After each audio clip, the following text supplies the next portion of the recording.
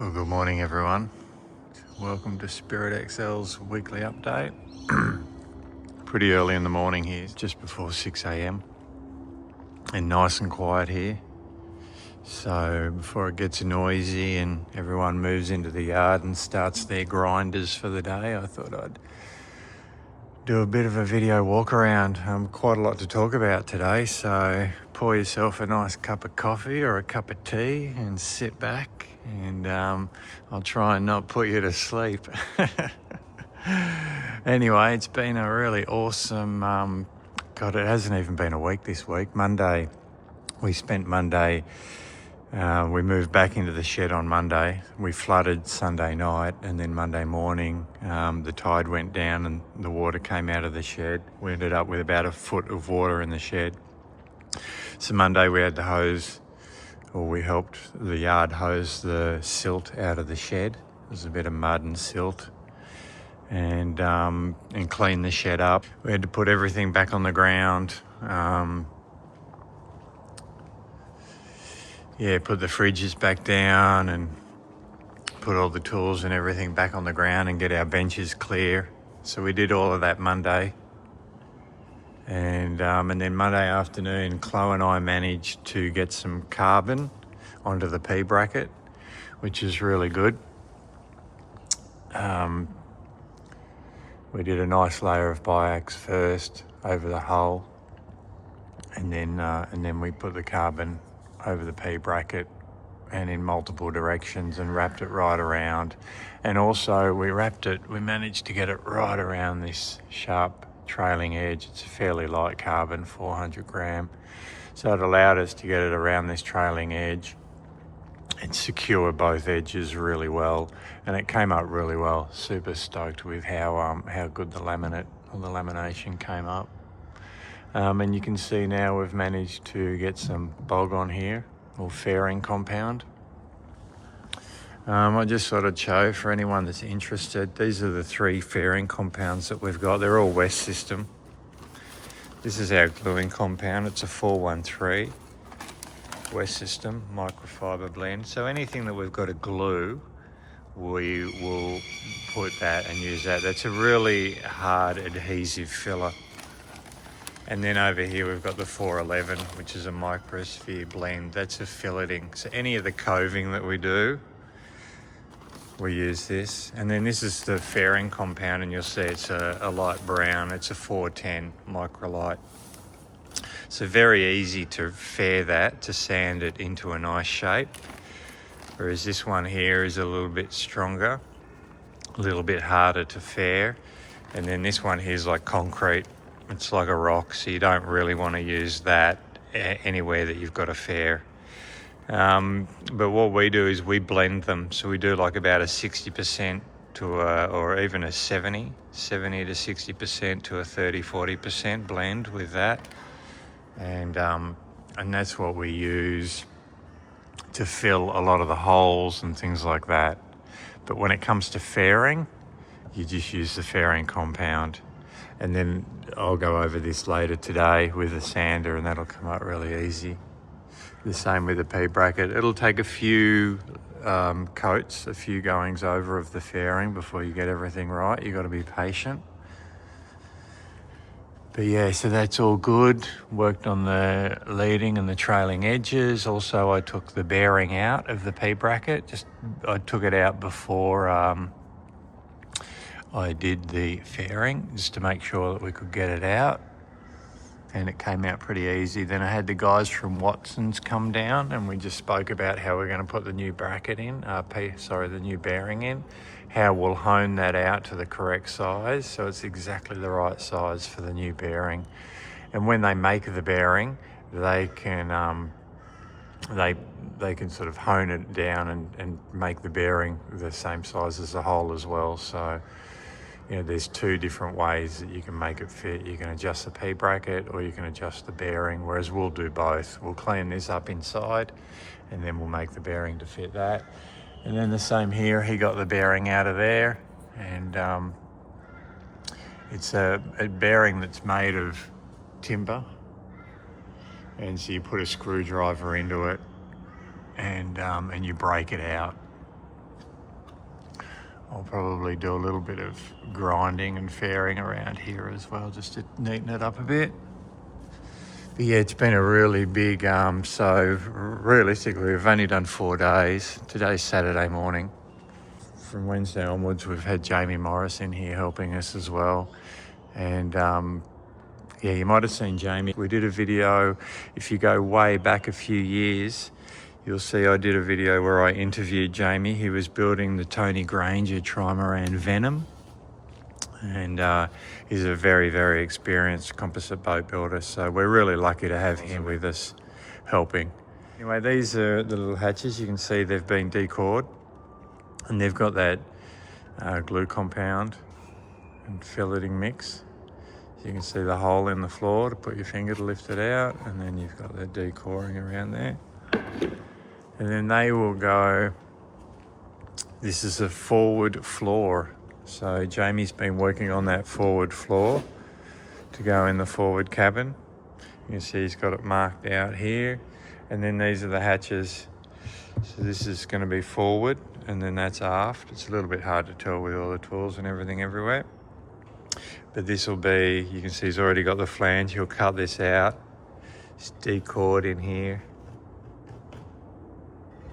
When I say decore, there may be some people that don't understand what I mean, so I'll show you here. This is a foam panel, and you can see the edge of the panel's foam. So what you want to do is you really want to bond these two edges together, and you want to seal the foam.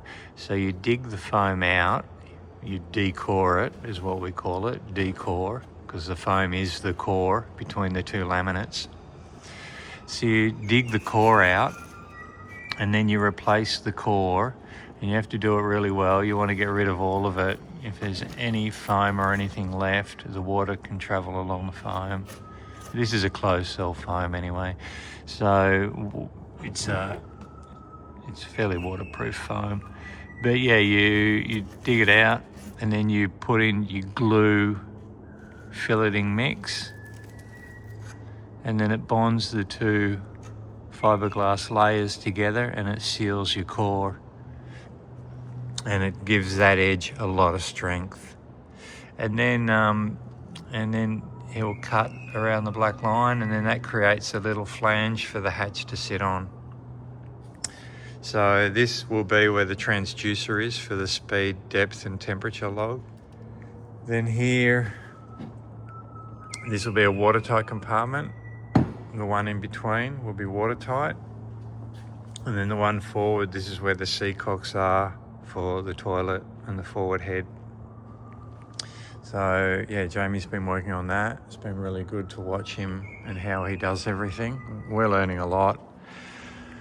I managed to, after a couple of days and a lot of hours, managed to grind this area back, and which was awesome because it exposed an area that had been repaired in the past. So it exposed that area and it allowed us to really check on everything, which is fantastic. I've bogged or faired. I haven't faired it yet, but I've just put the bog there. There was that little area here where there was an indentation.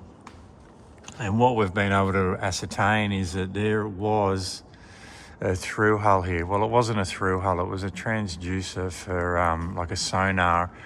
And what they do is they're a transducer that sits above the bottom layer of the hull.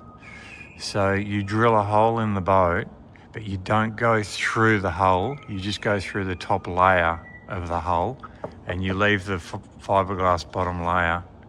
So you drill in and then you remove the top layer of fiberglass and the core, but you leave the bottom layer of the fiberglass. So there's a transducer there, but you can't see it because it's on the other side of the fiberglass. Now, from what it looks like is there was a little indentation there. So it seems like that created a weak spot. And because it was on the inside of the hull, you couldn't see it.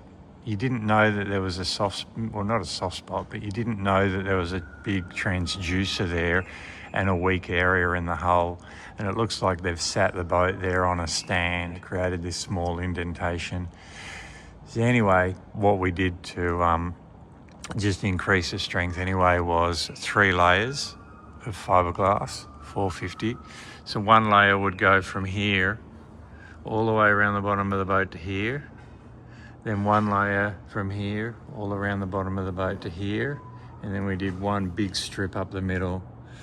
So that is 3 layers of 450. So loads and loads of fiberglass on the bottom of the hull. And we have gotten some, it's called thermalite, and it's this blackboard here, and it's a foam board that's made up of fiberglass and compressed, and yeah, I'm probably missing out quite a bit there, but it's just a really strong board that they use for compression. If you're going to put winches or jammers in a boat, you remove the core and you can put this stuff in, and it gives you something really solid to mount them to. And it's what we'll use where we put the jammers and stuff around the boat. Anyway, so Jamie cut out some of that, and you can see it. You can see it here in the hull. Right, so what we're doing here is we will re-drill this hole where the thermalite is, and that's where our transducer will be from now on. The other transducers, because there was 3 here, which is crazy, don't ask me why, but there was 3 holes in the boat, and the others we've just filled up with the thermalite and we've fiberglassed them into the hull. So yeah, I'm working on that at the moment, fairing it. Today I'll come in and I'll sand and fair that. You can see we've moved the stands as well so that we could get to this area. There was a stand, this is right where the main beam is. So this is where one of the strongest points of the boat is here. You can hear, if I tap, sounds hollow, sounds solid. Hollow, hollow, solid. So this is where the beam runs through, and this is what we call a bulkhead. Main forward beam bulkhead runs right through here to here. So if I tap on the hole, you'll hear the same thing again. Hear the hollow, hollow, solid, solid, hollow. So there's a bulkhead here and a bulkhead here, and then the beam sockets in between those 2 bulkheads. It's what gives the boat all its strength. So down here is where you put a jack. When you jack the boat up, when I say jack, I mean a stand. You put a stand here. You always want the stands to be under the bulkheads because that's the strongest part of the boat.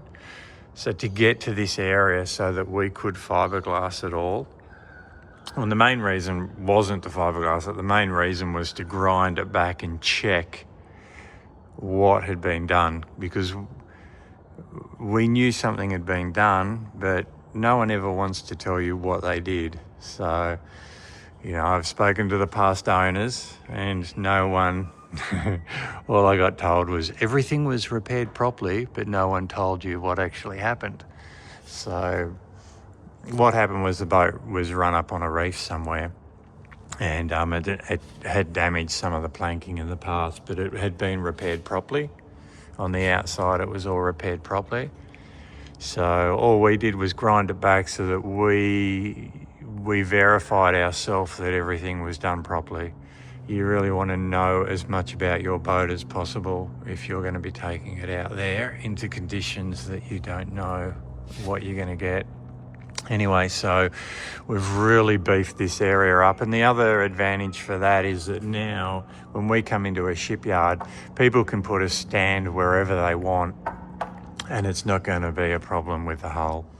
These 3 layers of glass that have been laminated onto the outside have also been laminated on the inside, and there'll be 2 bulkheads. I was going to put multiple bulkheads in, but after speaking with Jamie, he said it's useless. He said you just may as well, 2's plenty, because they're 600 apart, so they're pretty close together anyway, and he thinks it's more than enough, especially because we'll be glassing in, coving and glassing in the new bulkheads and making them more structural. The old bulkheads were just really thin plywood and they were coved in, they weren't even glassed in.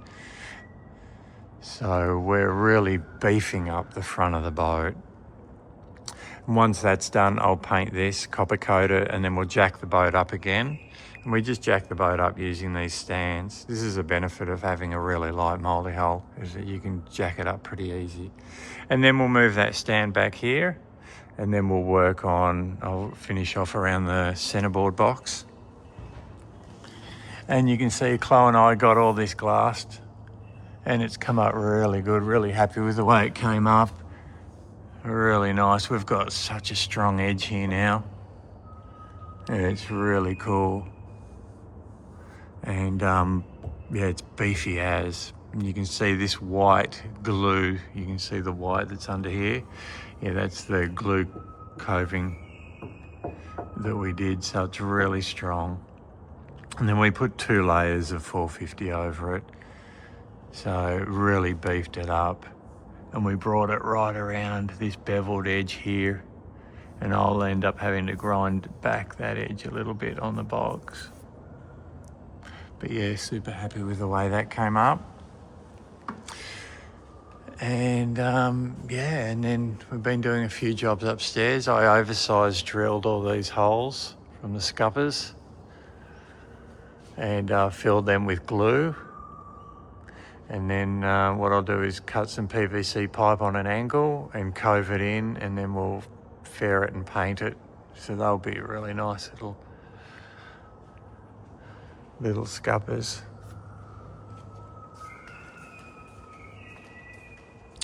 Let's have a look what else. Not a lot on the transom. Need to get up there and do some more. As I say, everything that we do to the boat, we want to improve the boat's strength. We want to make the boat stronger. Okay, now this is the fun bit. Jamie's working on laminating. You would have seen in the past videos, I was talking about how we had pad eyes here. And they work for the main sheet system. So they were bolted into the main beam. And these main beams are so structural, they're so important. The less fittings that we can put, the better. You know, these are penetrations that go through the core, through the laminates of the boat. And there's other ways to do these things now. There's really good soft eyes and loops from like Harkin and Rope Eye and Antel and these manufacturers where you don't need to have 3 bolt holes, and you can just do these sorts of things a lot nicer. So anyway, Jamie's making up a carbon chain plate, and there will be a lashing here, and that lashing is what will be used. So this will be fiberglassed onto the boat. It'll be bonded to the beam, and that'll be what we use as our preventer.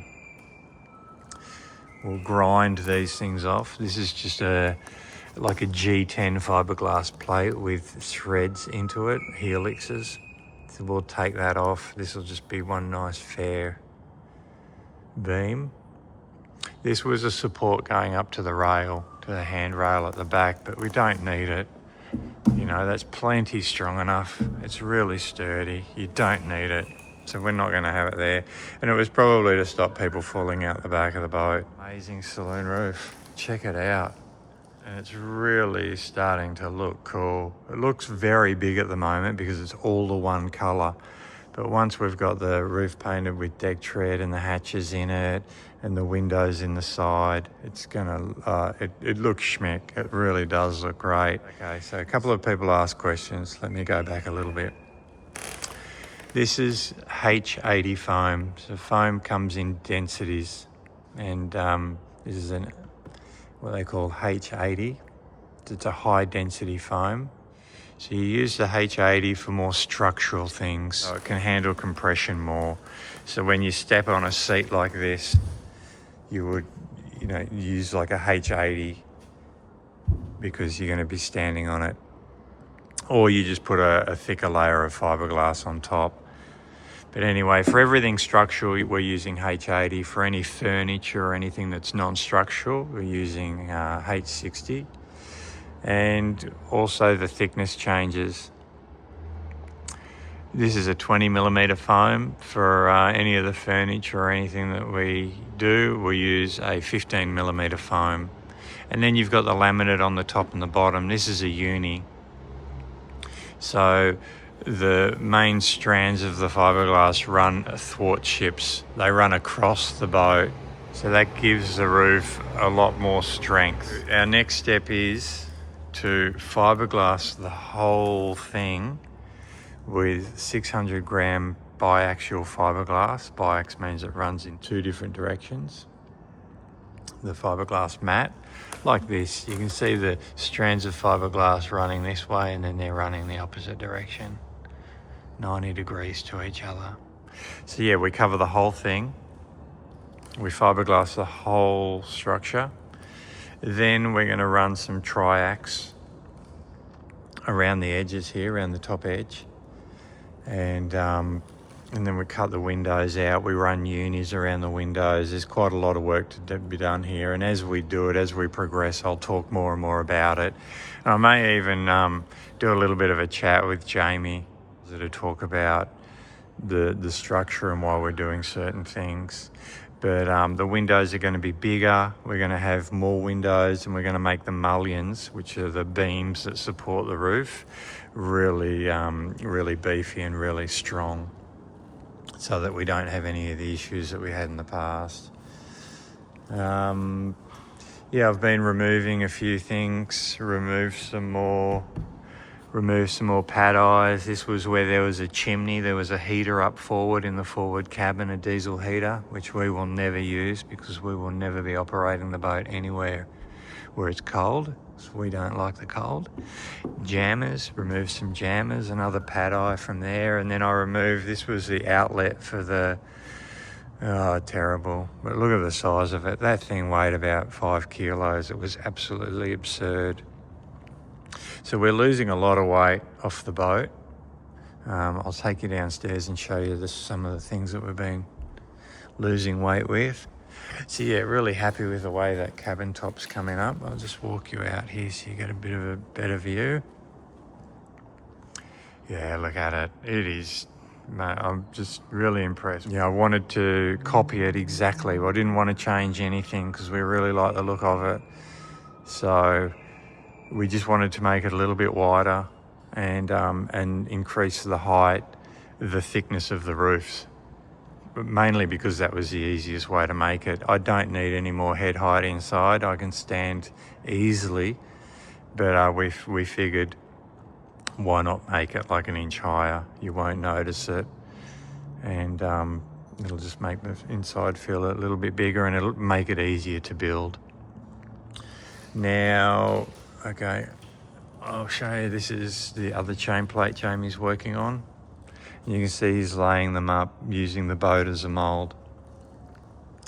Now, I go on and on about balsa wood core, and I talk quite a bit about, I always said to myself I would never own a balsa wood boat because I don't like balsa core. And don't get me wrong, it's a great material to build a boat out of, but the problem is all the people that come along in between.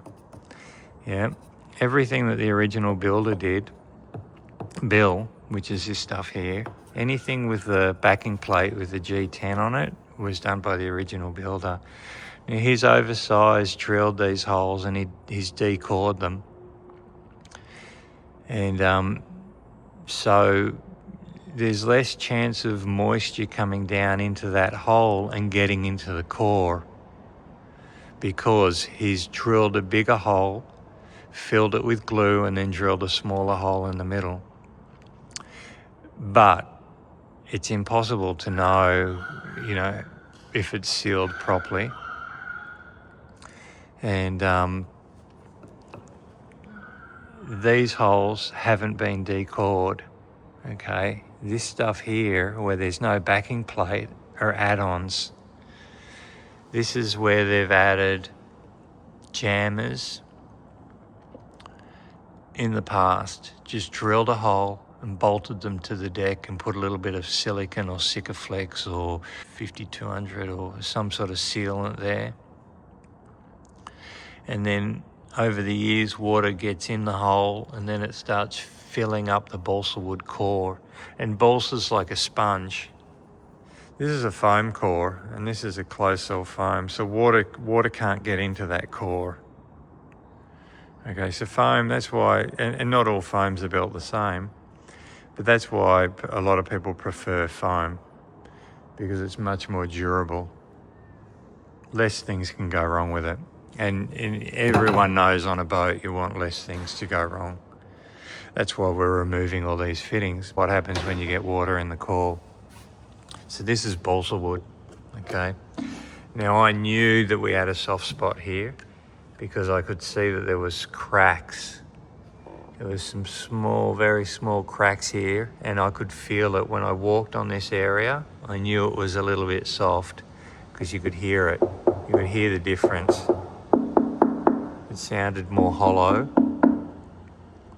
So yesterday I got the multi-tool, and you've just got to start digging it out and following it. And this is pretty much where we got to. Now, a lot of people will say, this is what they call end grain balsa. So you can see the little squares. And see the epoxy around the squares? So a lot of people will tell you that end grain's fine because each little block is encapsulated with epoxy. So if you get water into it, the water only travels to that one block. It's not true. Your end grain balsa needs to be built perfectly for that to happen, and it never is. It never is. Well, I've never seen it in my lifetime, you know. I've been on boats all my life, and I've just seen so many problems with balsa wood boats. I always said to myself I'd never own one. But because Spirit has only got balsa in the deck and in the floats, I wasn't too worried because I thought, well, if it's in the deck, it's something that we can repair. And after going over the whole boat, this was pretty much the only area. There's a couple of little areas around the edges of the hatches out there, but I'm not too worried about those. This was the main area on Spirit where I knew we had problems in the balsa core.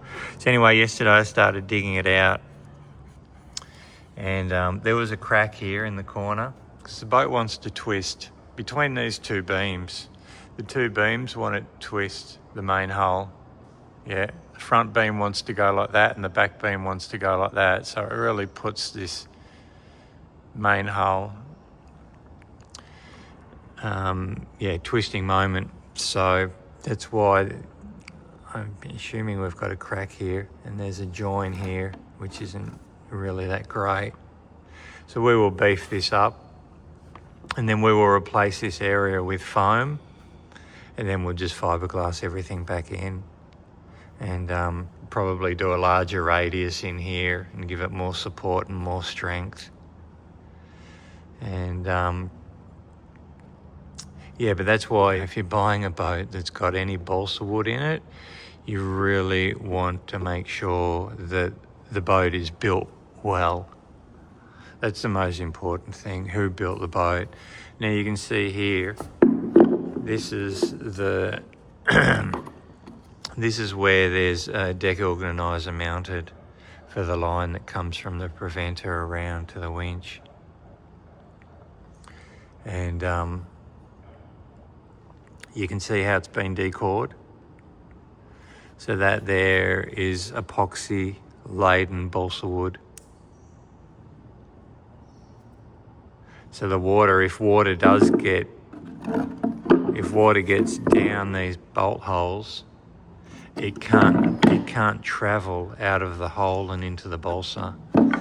So none of that was the issue. This is not structural. This is just the deck. The beam goes in underneath this, and the beam is between the two bulkheads. This is a main bulkhead here, and then there's a main bulkhead here, and then the beam comes in, it sockets in between those bulkheads. So this is really not structural. This is just the deck. And we will put all that back. And in a couple of weeks, you won't even know it was there. But yeah, I think this is just a really good way for me to point out to people the problems that you can have with balsa wood. And that's the benefit of cedar. Cedar is such a brilliant core, and I'm going to show you why in a little while. All right, so I'll just walk you inside. Oh, it's a bit dark in here. Not sure if you can see, but anyway, Jamie did 3 layers of fiberglass in here yesterday. So again, 1 full layer right across to about here, full layer down the side up to about here, and then 1 heavy layer in the middle. And you can see the black. Those that's the transducer that created weakness in the hull where the boat was sat. And then you can see the bulkhead will go just in front of that. So that bulkhead was rotten, and there was a weak spot there from the transducer. And so I'd say that's why then they've sat the boat there. And it just created an indentation. This is where our transducer will be, and we'll drill that. And then the transducer, you can see, the reason we do that is so that if there is a leak, it won't get to the core, it gets to the thermalite only, and then it won't get through the thermalite. And you can see this is cedar. This is the cedar. I love cedar. I think it's a really amazing material to build boats out of, strip plank. And Jamie's lowering the floor by about 1 inch so that I'll have headroom in here. I can't stand up in here at the moment, so he's going to lower that floor a little bit. So yeah, I spent the other day in here grinding more and preparing this area for him to glass.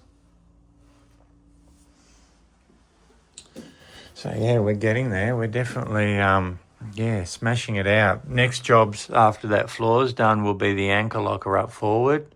We're bringing the anchor locker aft, and we're creating, I'm pretty sure a lot of this stuff, I'm sorry if I repeat stuff, but I will just go over it again. Yeah. The anchor locker will be here, and then it'll have a free fall of over 1.5 meters. And that means that Claudia won't have to flake the chain, and there'll be a door here in the side. It'll create a more watertight compartment as well, so the windlass won't get so hammered by the salt, and also the chain will have a free fall, so it won't need to be flaked. And at the same time, it brings the chain probably 2.5 meters further aft, so it gets weight out of the bow. Yeah, then we'll work on this floor, and we're going to replace this floor here all the way to the door, and we're going to replace this. We're going to lay up some fiberglass and replace this hatch, make it easier to open this hatch. It was held down with 5200, so that's why we had to destroy it when we removed it. The new hatch will have a rubber seal so that we can open it and remove it a lot easier, and we can inspect the board if we have any problems. Haven't been doing anything in the engine room, but really feel like we got a lot done. Especially considering it was only sort of 3-4 days. Remove the pad eye here at the back, and yeah, I taped in, you can see down there, I've taped in those little strips on the side of the hole, so that when we drop in the cutout to fill in those holes, they've got something to sit on. So we've just created like a flange. I had to get in there with a Dremel and grind around the edge to give it a good surface to bond to. Yeah, so then we'll drop in, we'll mark out on the foam. Probably use 15mm foam, 2 layers. We'll have to glue them together, drop them in there, glue them, and then we'll fiberglass over the top. And that'll totally seal both of those compartments, which will just be awesome. There's no need to get into them. They're individual watertight compartments. They should just be closed off voids. There should be no penetrations into them. You should never have to worry about water getting into them. You want to create as many compartments like that on your boat as possible. Well, I do. To me, they're like little life jackets. Yeah. The more watertight compartments you have on the boat, the less problems you've got if you ever put a hole in your boat. You know, if we ever break off, a sea cock or a pipe burst or anything like that happens, the more watertight compartments we have, the less chance of it flooding from one compartment to another. And the beautiful thing about a trimaran is if we flood the main hull, well, we've got the two floats keeping us afloat.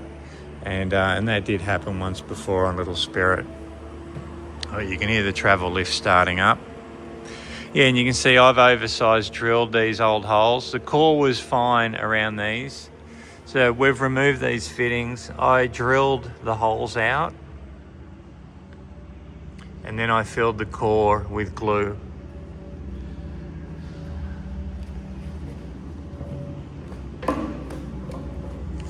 Okay, also been working on, these is the sheave box. So this goes at the back of the centerboard, and then the two lines run through this sheath, the up and down line for the board. So the only way to get that out and to replace the sheaves was to cut it out. So I cut it out, replace the sheaves, put a new pin in and beef it up, and then I'll fiberglass that back in. These are the pad eyes and everything that we've been taking off the boat. I hope it doesn't get too noisy. Also, when the guys were down from Watson's, we were looking at the shaft, and I was telling him how I thought the shaft was bent, because as I span the prop, you could feel that the shaft would bind up a little bit. And yeah, you can clearly see that the shaft, the tip of the shaft here is bent. So I would say the boat has hit something or probably had a rope around it. But yeah, there's a clear bend in the end of the shaft here. So that explains a few things. It explains what we had. We had a little bit of vibration, not a lot, but there was a little bit of vibration. And the P-bracket had, like, you could see it had some stress marks around it, so that's why we beefed it up. So yeah, that explains a few things. I've got the prop off. Here's the prop. This was put on the boat underwater in Costa Rica. We couldn't haul the boat out. There's nowhere to haul it out. And so I had to put that prop on underwater. And I have to say, I was pretty happy with just the fact that none of the grub screws or anything came undone. I did check them as we sailed across the Pacific, but I was really happy. Here's the pad eyes. Now we're pulling a lot of weight off the boat. I know everyone sort of always says, oh yeah, it's only a pad eye or it's only a screw, but I can tell you, this is everything we're pulling off the boat, and no joke, there's probably, there would be nearly 80 kilos of stuff here, just in pad eyes. This is, that there weighs a couple of kilos.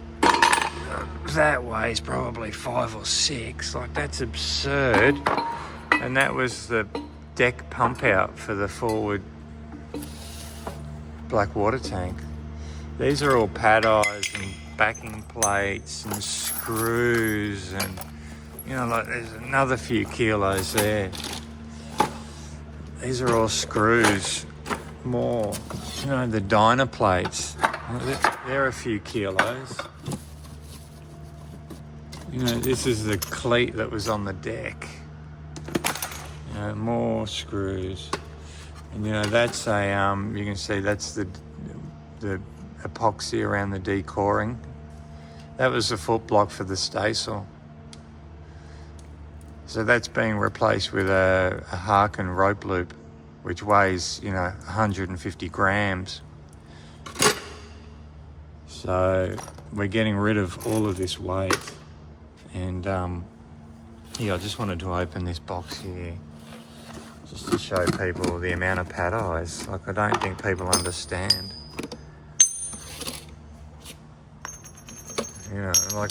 There's a few kilos there. Look at all the pad eyes.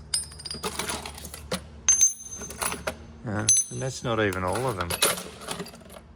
So yeah, there's a lot of weight and there's a lot of penetrations. Look at all those holes into the boat. Ministerio de Trabajo, Empleo y Seguridad Social. Afuera. Afuera. Ministerio de Educación. Adoctrinamiento. Indoctrination. Afuera. Ministerio de Transporte. Afuera. He's ripping the Ministerio de shit out of Salud. Afuera. Ministerio de Desarrollo Social. Afuera. ¿Cómo queda Anyway, el Estado? that's why we're really trying to simplify everything. Get rid of the penetrations, simplify it, give the water less chance of getting into the boat. Now, the other thing I wanted to talk about quickly before I put everyone to sleep was the core. So this is the cedar core. And you can see that's a 20 millimeter cedar core. And this piece here was taken out of there. It's where the transducer used to be. So it just gives us a really good idea of the core. It shows us that the cedar core is in great condition there. And yeah, that's why, you know, that's why I love cedar. It's a really, really good material, very strong, very stiff, and lightweight, and it's really, you know, it's pretty durable. You can, you know, you can have some water get to it, and if you can, you know, if you find it early, it's fine. Whereas the balsa, it'll just suck the water up. Anyway, look, I think I've been talking for way too long. I hope I haven't put anyone to sleep. I hope this has been interesting, and I hope that people have learnt something. And yeah, again, really, really enjoy everyone's comments. Thank you so much, and just really happy that people are enjoying these videos. I think it's pretty obvious that we love what we do. We love boats, and we love bringing old boats back to life. We love making them simple. And yeah, we cannot wait to get this old girl back in the water. She's going to be so cool. We feel really lucky because we've got such a great base to build upon. And yeah, that's about it. All right, folks, thank you very much for sticking with us. If anyone's made it this far to the end, best wishes from Chloe and I. And thanks a lot for following along. Cheers. Have a great weekend and all the best.